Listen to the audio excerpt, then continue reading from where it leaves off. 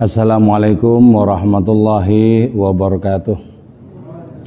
Bismillahirrahmanirrahim. Hamdan wa thana'an laka ya Allah, salatan wa salaman laka ya Habibullah wa ala alika wa ashabika ya khair halqillah laka ya Rasulullah wa li jami' man ittabu'adinaka ya Habibullah. Haqiqatan min ladun Adam la yaumil qiyamah wa nakhussu khususan min ila hadratis Maulana Jalaluddin Rumi radhiyallahu lana wa lahumul Fatihah. A'udzu billahi minasyaitonir rajim. Bismillahirrahmanirrahim. Alhamdulillahi rabbil alamin arrahmanir rahim maliki yaumiddin. Iyyaka na'budu wa iyyaka nasta'in ihdinas siratal mustaqim. Siratal ladzina an'amta 'alaihim ghairil maghdubi 'alaihim waladdallin. Amin. Litaqarrubina ila Allah ta'ala limahabbatina ila Rasulillah sallallahu alaihi wasallam li salamatina fid din wad dunya wal akhirah liqadha duyunina liqadha hajatina min hawaijid dunya wal akhirah litaysir arzaqina halalan thayyiban mubarakan katsiran wasa'a li sihhati jasadina qulubina li amradina zahiran batina li daf'il balaya wal mihan wal fitan wal amrad la saqam li manafi'ina li masalihina li ahli baitina auladina dzurriyyatina wa jiwarina wa asdiqaina jamil muslimin muslimat wal mu'minil mu'minat al-ahya'i minhum wal amwat wal 'izzil islam wal muslimin bi judika ya Allah bi syafaati nabiyyika ya Allah bi barakati awliyaika ya Allah wa bi asraril Fatihah. A'udzu billahi minasyaitonir rajim. Bismillahirrahmanirrahim. Alhamdulillahi rabbil alamin arrahmanir rahim maliki yaumiddin. Iyyaka na'budu wa iyyaka nasta'in ihdinas siratal mustaqim. Siratal ladzina an'amta 'alaihim ghairil maghdubi 'alaihim waladdallin. Amin. Alhamdulillahirabbil alamin. Segala puji kita senantiasa haturkan kepada Allah Subhanahu wa taala, terutama yang pada malam hari ini telah memberikan kesempatan kepada kita untuk menyelami samudra cintanya, untuk menyelami samudra ma'rifatnya. Karena itu kita menyiapkan tidak saja akal pikiran kita, tapi hati kita untuk juga bisa merasakan apa yang telah dirasakan, dinikmati oleh Maulana Rumi, kemudian dihaturkan kepada kita lewat karyanya ini, yaitu kitab Rubaiyat. Kita akan membahas bait ke-131 dan seterusnya. Qala al-musannif rahimahullah ta'ala wa nafa'ana bi'ulumihi wa amadana bi asrarihi wa fadha alaina min barakati wa bikum amin. Ayu yaumin, hari macam apa? Hadzal yaumu, adapun hari ini, alladzi fih, yang ialah dalam itu ladzi, asyamsu, adapun matahari itu, syamsani, ialah ada dua. Hadzal yaum, adapun hari ini, kharijun, ialah terlepas anil ayyam, dari hari-hari, wa munfasilun, dan terpisah anha, dari itu ayyam. Ini hari apa? Hari ini matahari itu ada dua. Matahari ada dua. Apa maksudnya matahari ada dua? Tentu saja matahari yang pertama, matahari yang di langit sana, yang bisa tenggelam dengan datangnya malam. Terus ada matahari yang lebih ampuh, yaitu matahari rohani yang tidak terbenam, tidak mengalami kelam walaupun di malam hari. Nah, orang yang secara rohani itu sudah mencapai cahaya ilahi, dia akan merasakan bahwa dirinya itu terang benderang oleh karunia rohani dari Allah Ta'ala. Jadi ini hari apa? Hari ini matahari jumlahnya dua. Nah, itu berarti apa?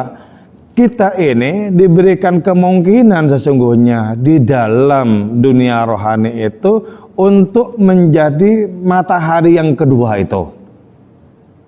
Jadi ada potensi spiritual dalam diri kita yang bisa mengantarkan kita kepada posisi matahari rohani.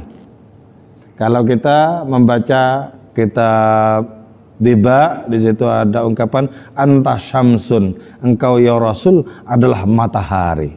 Nah, Nabi sebagai matahari jauh lebih utama, lebih unggul, lebih tinggi derajatnya dibandingkan matahari yang eksis di siang hari dan tenggelam di malam hari itu. Karena Nabi sebagai matahari rohani itu cahayanya, sinarnya bisa mengantarkan kita kepada kemuliaan di hari keabadian. Matahari yang di langit sana itu hanya mengantarkan kita di siang hari untuk selamat di dalam perjalanan. Ketika tiba malam, matahari itu sudah tidak bisa eksis lagi bagi diri kita. Jadi di sini berarti ada kemungkinan bagi kita, sebagaimana dialami oleh para sufi, untuk menjadi matahari kedua itu.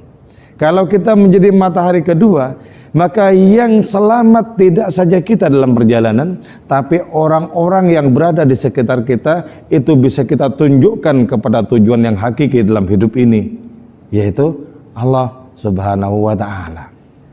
Nah, tentang perkara cahaya matahari rohani ini, ada yang oleh Allah Ta'ala dibikin real, seperti terjadi kepada Syekh Ibrahim Ad-Dasuki. Syekh Ibrahim Ad-Dasuki ini dulu sebelum ada lampu-lampu cemerlang seperti sekarang, ketika malam hari itu tiba dan suasana kelam, beliau itu dengan tubuhnya itu mengeluarkan, memancarkan cahaya, sehingga santri-santrinya itu tidak memerlukan lampu-lampu karena beliau sudah menjadi cahaya. Itu kalau oleh Allah Ta'ala matahari rohani itu direalisasikan untuk menjadi empirik. Atau di Surabaya ya, tidak terlalu jauh di sini dan tidak terlalu lama dari masa kita ini. Ada Habib Muhammad di situ Al-Jufri yang dikenal sebagai Habib Neon. Karena ketika beliau datang ke majelis ini misalnya, lampu-lampu langsung mati dan beliau bercahaya di tubuhnya itu. Nah, itu kalau oleh Allah Ta'ala direalisasikan. Lebih banyak yang tak direalisasikan seperti itu. Itu hanya sebagian kecil yang dibikin tampak cahaya rohani itu menjadi cahaya empirik. Nah, lebih banyak oleh Allah Ta'ala itu tetap disembunyikan di dalam posisinya sebagai matahari rohani itu, bukan cahaya empirik seperti lampu-lampu. Andaikan Allah berkehendak, maka seluruh orang yang rohaninya cemerlang itu, badan mereka akan memantulkan, memercikkan cahaya yang gemilau, lebih gemilau dibandingkan cahaya lampu-lampu. Hari apa ini? Hari ini matahari berjumlah 2. Bahkan ya, matahari yang di langit di siang hari itu merasa malu di hadapan matahari rohani. Seorang pecinta ilahi begadang sepanjang malam merayakan cintanya dengan Tuhan. Kemudian di pagi hari si pecinta ini wajahnya kelihatan pucat. Ketahuilah, pucatnya wajah seorang pecinta telah sanggup menjadikan matahari malu. Karena pucatnya wajah seorang pecinta itu sesungguhnya adalah gemilau cahaya rohani yang matahari tidak ada apa-apanya di hadapan cahaya wajah si pecinta itu. Hari apa ini? Jadi ya, ingin rasanya kita akan ketemu dengan hari itu, di mana kita juga mengatakan sebagaimana Maulana Rumi mengatakan, hari apa ini? Kok matahari berjumlah 2? Satu di sana, satunya adalah aku. Jadi ingin rasanya sampai kepada makom rohani seperti itu. Kapan itu? Ketika itu sudah sepenuh-penuhnya kuat berhasrat kepada Allah Subhanahu wa ta'ala. Ketika kita sudah tidak tertipu oleh pilihan-pilihan dalam hidup ini, ketika berbagai macam rayuan sudah tidak memiliki efek apapun bagi jiwa kita, bagi hati kita, ketika sepenuh-penuhnya kita gandrung dan jatuh hati kepada Allah Ta'ala, di saat itulah kita muncul sebagai matahari rohani. Kita akan mengatakan, hari apa ini? Matahari berjumlah 2. Satu di sana, eksis di langit sana, satunya adalah aku. Nah, ini dialami oleh para wali ya. Ini bukan omong kosong. Ini dialami oleh para sufi. Apa yang kukatakan ini, kata Maulana Rumi, menurut kalian yang hanya menggunakan akal pikiran, mungkin kalian akan mengatakan ini adalah omong kosong. Tapi bagi orang yang sudah mengalami keilahian, dia pasti menyatakan ini adalah koin murni dari alam rohani. Jadi tinggal bagaimana kita menciptakan jalan ke dunia rohani yang seperti itu. Sehingga pertama-tama kita tertarik, kita kemudian yakin, hakul yakin, lalu kita berproses untuk sampai kepada makom cahaya rohani itu, sampai kepada matahari rohani itu. Nah kalau sudah seperti itu, hadzal yaum kharijun anil ayyam, hari ini murni, merdeka dari rangkaian hari-hari yang ada. Jadi kalau kita akan menempuh hari-hari, sekarang Kamis malam Jumat ya, besok Sabtu, terus begitu. Kita berjalan menembus hari-hari yang senantiasa berganti itu. Ketika kita sudah mengalami transendensi, kita keluar di rangkaian hari-hari itu.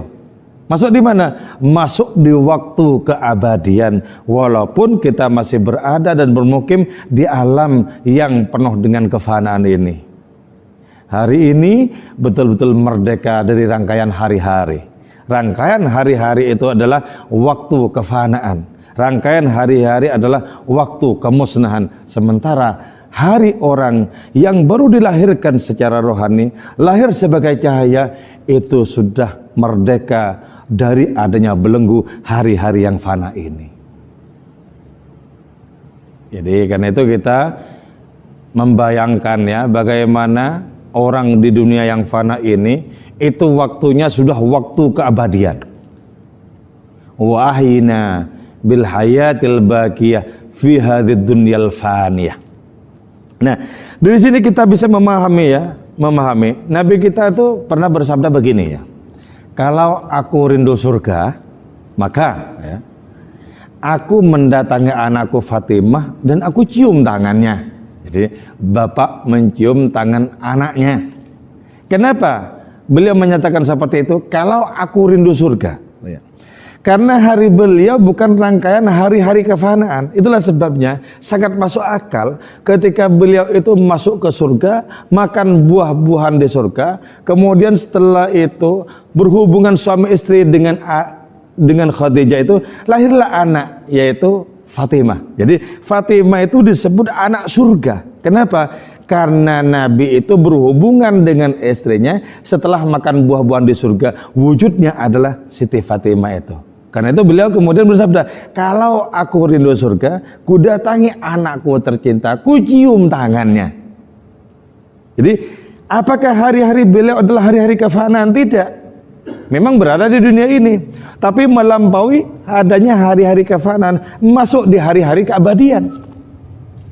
Sama ya, sama juga dengan tempat. Di dunia ini ada tempat-tempat kefanaan, bahkan seluruhnya ini bisa dikatakan tempat kefanaan, tapi juga di antara sela-sela tempat kefanaan ada tempat keabadian. Contoh begini ya, banyak para sufi ya yang berjalan-jalan di pinggir sungai Nil. Sungai Nil di Mesir, dan itu menembus 8 negara. Sungai yang sangat besar, yang di atasnya banyak kapal-kapal pesiar itu.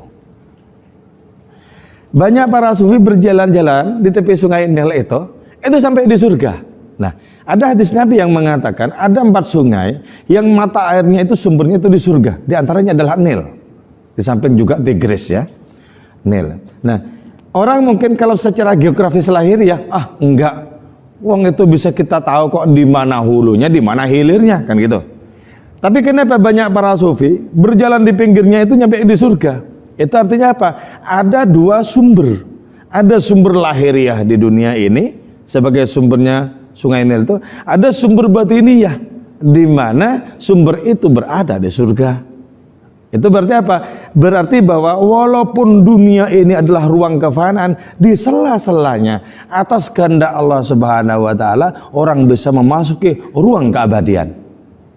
Kenapa Nabi kita kok sampai bisa detail berbicara tentang ruang-ruang di surga, berbagai macam siksa di neraka? Karena beliau bisa menembus rangkaian hari-hari kefanaan. Hadzal yaum kharijun anil ayyam. Hari ini betul-betul merdeka dari rangkaian hari-hari kefanaan. Jadi kapankah kita masuk di sana sepenuh-penuhnya hidup kita mengilahi, sudah merdeka dari berbagai macam hasrat kepada yang lain? Kapankah itu hari-hari yang paling indah? Fa ya Rabbi bisadati tahaqqaq li isyarati asa ta'ti bisyarati wa yasfu waqtuna lillah. Asa ta'ti bisyarati, moga datang kabar gembira bagiku. Kapan itu? Wa yasfu waqtuna lillah, ketika waktu kita, hari-hari kita murni waktu untuk Allah, hari-hari untuk Allah, untuk asal usul segala keindahan, untuk asal usul segala karunia kita, bahkan asal usul dari seluruh hidup dan mati kita. Ini dijelaskan, diterangkan karena ini sudah dialami.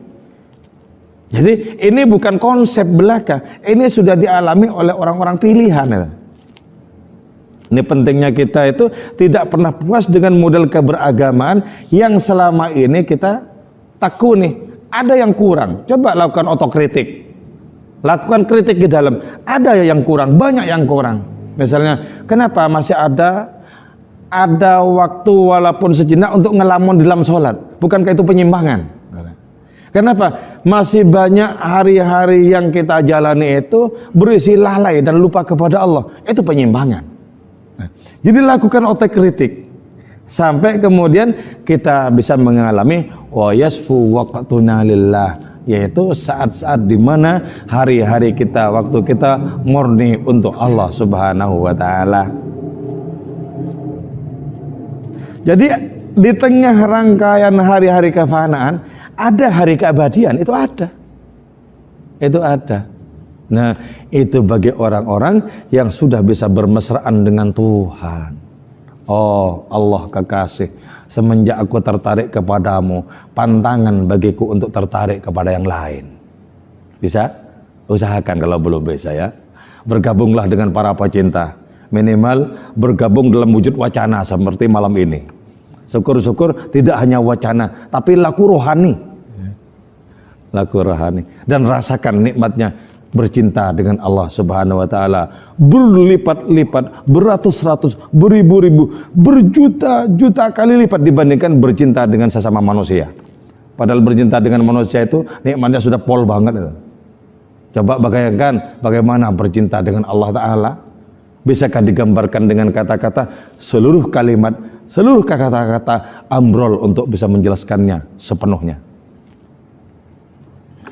Wa minal falaki li ahlil ardi nitharun wa nidaun, wa minal falaki, dan dari planet, li ahlil ardi, bagi penduduk bumi, nitharun, adapun hidangan, wa nidaun, dan panggilan, yaqulu, yang menyatakan, ayyuhal usyak, wahai para pecinta, al-bisyara, kabar penggembira bagimu, inna hadzal yaum yaumukum, hari ini adalah hari istimewa bagimu. Jadi ada panggilan dari planet ke tak terhinggakan sana. Ada juga hidangan. Oi para pecinta, hari ini adalah harimu, hari ini adalah kegembiraan bagimu. Ya. Hanya telinga yang sudah fokus kepada kebenaran yang bisa mendengarkan suara planet itu. Hanya orang yang sudah gandrung kepada Allah yang bisa mendengarkan panggilan dari langit tertinggi itu. Nah, dalam rangka menggugah kita, Maulana Rumi dalam baitnya yang lain menyatakan, ada pesta pora di puncak langit ketujuh sana. Kau tahu, kau bisa merasakan pesta pora itu.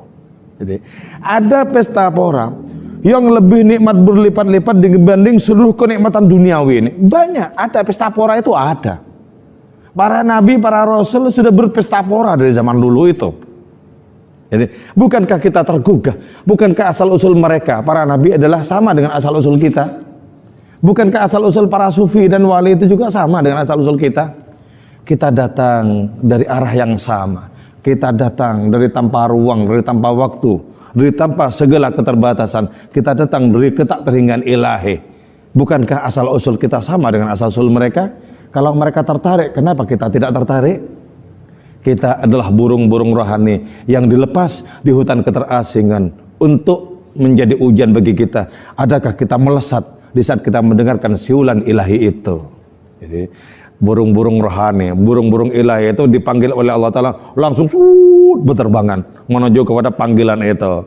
Nah, kita juga burung-burung, tapi seringkali tidak mendengar arah panggilan itu. sama ya. Perbedaannya adalah sana itu sudah tergila-gila kepada hadirnya, kita masih belajar untuk baru memahami. Jadi sana sudah sampai kepada alamat Allah Ta'ala, kita baru mencari denah bagaimana untuk menempuh jalan itu. Tubtu wa inni ma dumtu hayyan, tubtu bertobat aku wa ini dan sungguhnya aku ma dumtu selama adaku hayyan ialah hidup, lan an harifa tidak akan menoleh aku ilal yasar ke kiri. Aku bertobat sungguh selama aku masih punya kesempatan hidup, aku tidak akan menoleh ke kiri lagi. Artinya apa? Kiri itu simbol dari adanya keburukan, simbol dari adanya pengingkaran. Aku tidak akan menoleh lagi kepada rayuan-rayuan duniawi itu, tidak akan menoleh lagi, tidak akan tertarik lagi kepada segala tipu daya yang sangat artifisial itu. Aku tidak akan menoleh kepada yang seolah-olah dan seakan-akan. Jadi ciptakan adanya pertaubatan itu loh.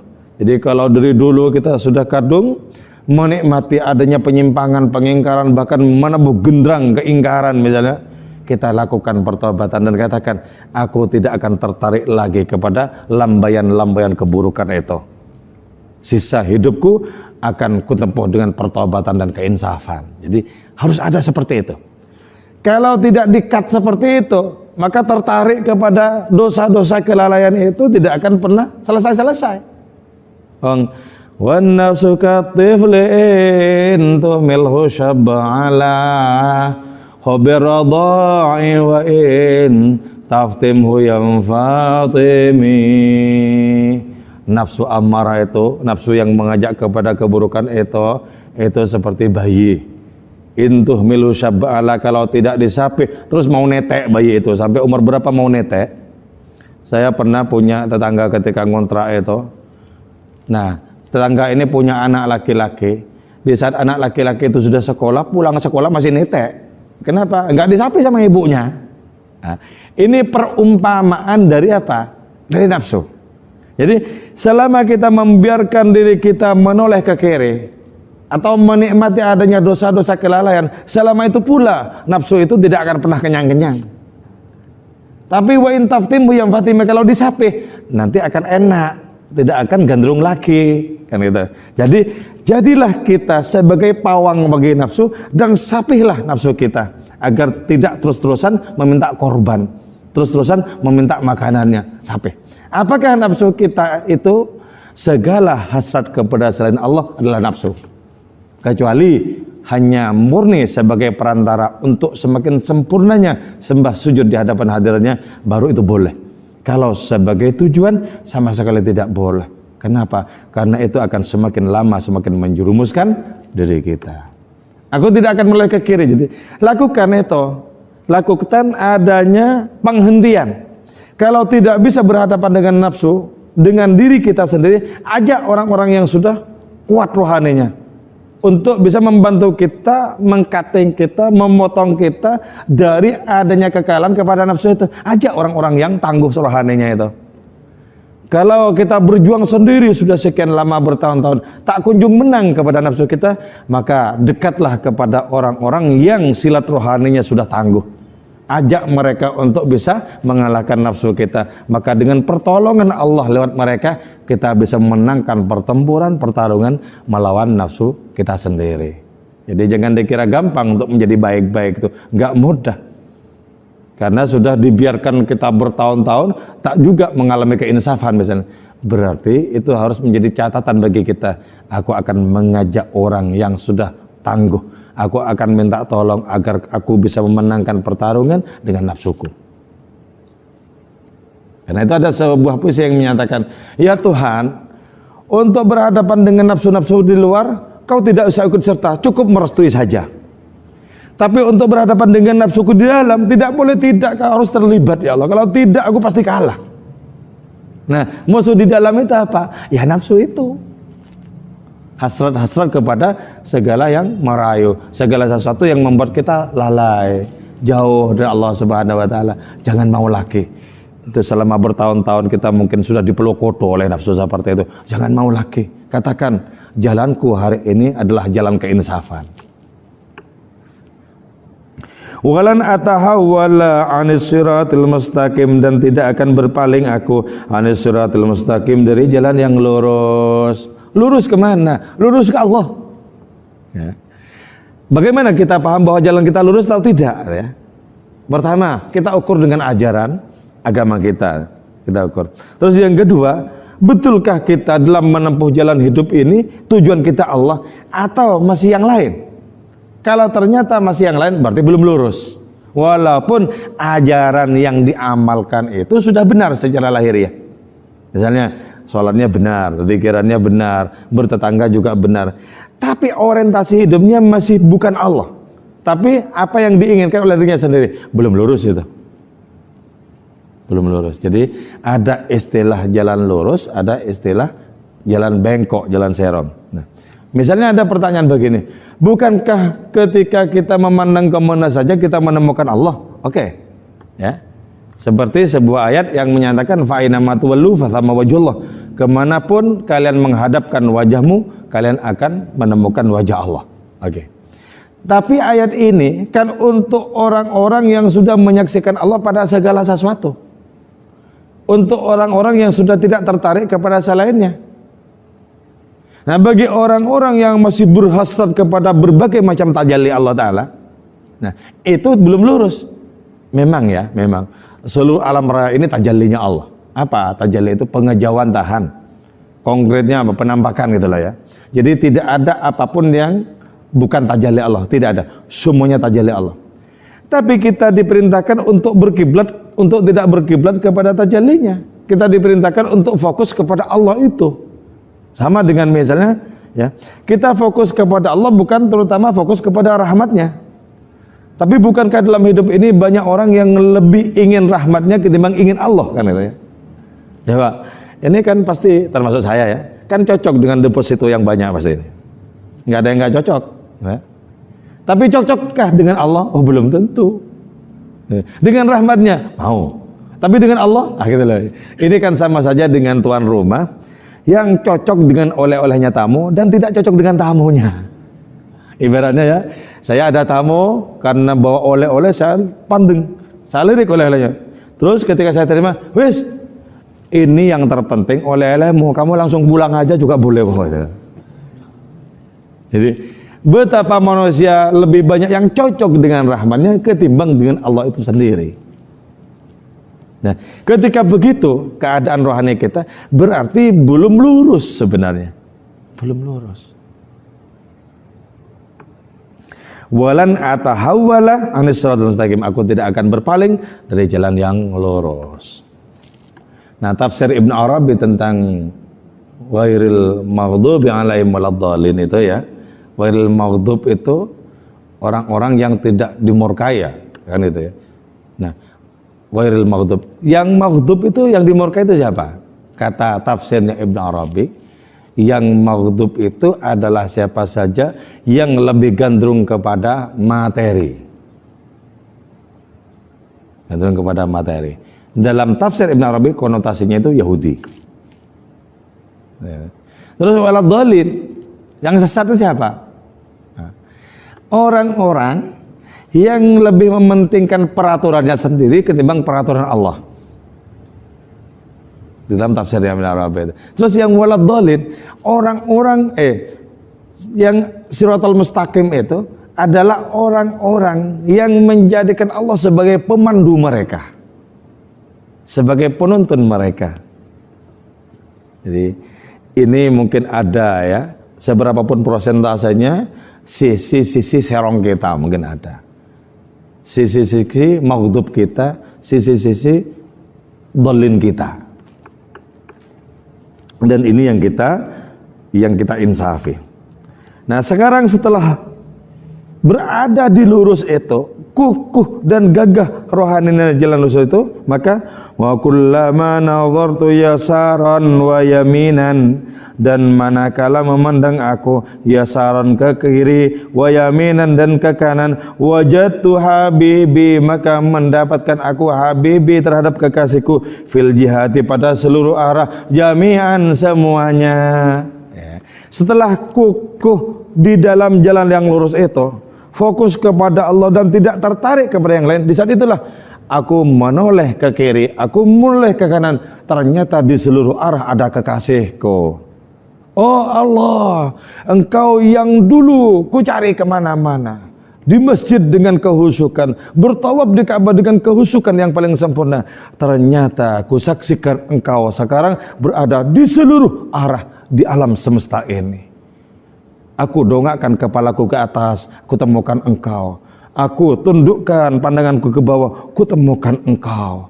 Aku pandang ke seluruh arah, ternyata Engkau semata. Oh Allah, Engkau sudah memenuhi segala kesadaranku. Nah, kalau sudah seperti itu, berarti orang ini merasa apa? Merasa berada di dalam pelukan Allah, berada di ayunan ilahi, diliputi oleh kehadiran Allah Subhanahu wa taala. Bahkan ketika memandang dirinya, yang ditemukan Allah taala jua. Ini mesti kita tempuh. Makom-makom rohani seperti ini mesti kita tempuh. Biasalah manusiawi, kita kadang tertarik ini, tertarik itu. Tapi kalau sampai hampir habis umur kita masih begitu, itu sudah nggak manusiawi itu. Gebukan untuk nasib diri sendiri. Karena itu sebelum sampai kepada saat-saat di mana jatah hidup kita tinggal sedikit, maka fokuskan kesadaran kita itu. Sehingga pada akhirnya kita menyaksikan segala-galanya adalah Allah, akbarnya Allah meliputi seluruh yang ada. Aku sejak sekarang tidak perlu mencarimu, sebab setiap pencarian itu menunjukkan bahwa orang itu belum menemukan. Jadi dalam sebuah novel yang saya terkesima membaca novel itu ya, ada novelnya Hermann Hesse berjudul Siddhartha. Ini sudah lama terbitnya, entah sekarang mungkin sudah diterbitkan ulang, saya nggak tahu. Di situ diungkapkan ya, di situ diungkapkan bahwa berhentilah engkau mencari. Sebab setiap orang yang mencari menunjukkan itu belum menemukan. Jadi ketika kita sudah menemukan Allah Subhanahu wa taala, sudah merasakan, lah kita datang kemana saja tetap bersama Allah, tetap merasakan hadiratnya di mana saja itu. Apakah itu di masjid, apakah itu di pasar, sama-sama gamblang merasakan Allah di dua tempat yang nyaris secara lahiriah itu dikatakan berbeda dan kontras itu. Tetap menemukan Allah yang sama. Maka Allah sama. Bahkan ya, dalam rangka menjelaskan tentang Al-Fathul Mutlaq, ketersingkapan hadirnya secara mutlak, Ibn Arabi dalam tafsirnya itu menyatakan bahwa orang yang sudah mendapatkan Al-Fathul Mutlaq, ketersingkapan yang murni itu, maka dia akan menemukan hadiratnya baik di tempat ibadah maupun di tempatnya dosa-dosa. Masjid dan pelacuran sama saja menghadirkan Allah yang tunggal itu juga. Tapi jangan coba-coba kalian ya. Berbeda itu berbeda. Mending lebih baik datang ke Masjid Sudirman ini ketimbang ke lokalisasi sana, beda-beda. Enggak usah ikut-ikut saya. Oke, gitu ya. Kullama nadhartu yasaran wa yaminan, manakala aku mandang ke kiri dan ke kanan, wajadtu habibi, ku dapati kekasihku di situ. Oh kekasih, engkau lebih luas dibandingkan dengan apapun, bahkan seluruh yang ada itu hanyalah realisasi dari bayang-bayang di dalam dirimu. Jadi karena itu ketika kita takjub kepada isi alam raya, takjublah kepada kekuatan yang berada di baliknya itu. Takjub. Ketika kita merasa khawatir kepada isi salah satu alam raya, lebih takutlah kepada yang memiliki apapun yang kita takuti di dalam kehidupan ini. Jadi konkretnya itu begini maksudku ya, enggak usah takut virus corona, takutlah kepada pemilik virus corona itu. Sebab di hadapan Allah virus corona itu jina kok sebenarnya, jina. Kalau Allah bilang jangan, ya jangan. Jadi jangan dikira ada makhluk bisa berbahaya dengan kekuatannya sendiri, enggak ada. Seluruh bahaya makhluk itu karena digerakkan oleh Allah, diberi izin oleh Allah Ta'ala. Kalau Allah tak memberi izin, tidak ada apapun yang berbahaya di dunia ini. Tidak apapun yang ada yang berbahaya gitu lah. Cuma sunnahnya, hukum alamnya kita harus belajar menangkal dan menjauh gitu lah. Menangkal, kalau nggak bisa menangkal ya menjauh kayak gitu lah. Pernah ada wabah penyakit ya, wabah penyakit yang menjadikan Sayyidina Umar itu kemudian pindah. Lah, Sayyidina Umar ditanya, loh, jenengan kok takut sama wabah penyakit, kok pindah? Bukankah itu takdirnya? Sayyidina Umar bilang, aku ingin mencari takdir yang lain. jadi bukan karena takut, tapi ingin mencari takdir yang lain. Kata Ibn Arabi, bukan takut, tapi rindu kepada selamat. Sama Pak? Enggak sama. Antara orang takut dan rindu selamat itu berbeda. Beda. Kelihatannya sama, tapi sebenarnya berbeda. Wajadtu habibi fi jamil jad. Aku mendapati kekasihku berada di seluruh arah. Jadi tidak harus barat, timur, utara, selatan, enggak. Seluruh arah ada. Jadi berarti kalau begitu Allah itu muhitun bikulli syai'. Allah itu meliputi segala sesuatu. Dan orang-orang yang makom rohaninya bagus sampai merasakan Allah itu meliputi segala sesuatu. Karena itu ya, ada pertanyaan sedikit nakal, pertanyaan yang menyentil Allah Ta'ala. Diungkapkan oleh Syekh Wajah Abdullah Ansari, seorang sufi di Persia Barat Laut pada abad ke-16. Syekh Wajah ini bilang kepada Allah Ta'ala, ya Allah, Kau perintahkan aku untuk bertarung dengan setan dan memenangkan pertarungan melawan setan.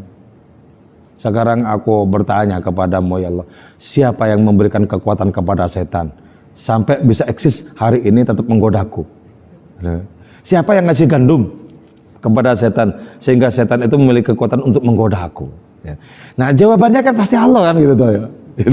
Nah, di balik segala yang baik, di balik segala yang buruk, di sini membentang rahasia tak terkira-kira. Para sufi banyak diam berhadapan dengan rahasia itu. Banyak diam. Hadzal kalam la nihayata lahu, kata Maulana Rumi. Ungkapan ini, penjelasan ini tidak ada batasnya. Tapi jangan kau bertanya keterangan setelah ini. Para sufi banyak bungkam di sini. Bukan mereka tidak tahu. Di situ ternyata apa? Segala sesuatu yang bertabrakan itu asal usulnya sama. Asal usulnya sama. Nah ini berarti apa? Kita diajari untuk menerobos hutan dunia ini agar sampai di perkampungan abadi, sampai di Allah Ta'ala. Terobos ini. Oh ini cuma bayang-bayang kok. Tidak betul-betul nyata dunia ini. Terobos. Kalau ada orang yang takut pada bayang-bayang kan seperti anak-anak kan gitu ya. Saya waktu kecil dulu tuh ya, disuruh lihat tembok sama teman yang usianya jauh lebih tua, lihat tembok ya.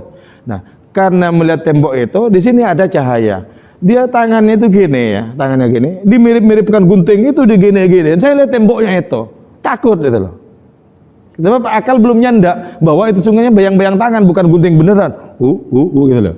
Nah, sama dunia ini juga begitu, bayang-bayang. Terobos saja. Ini cuma bayang-bayang kok.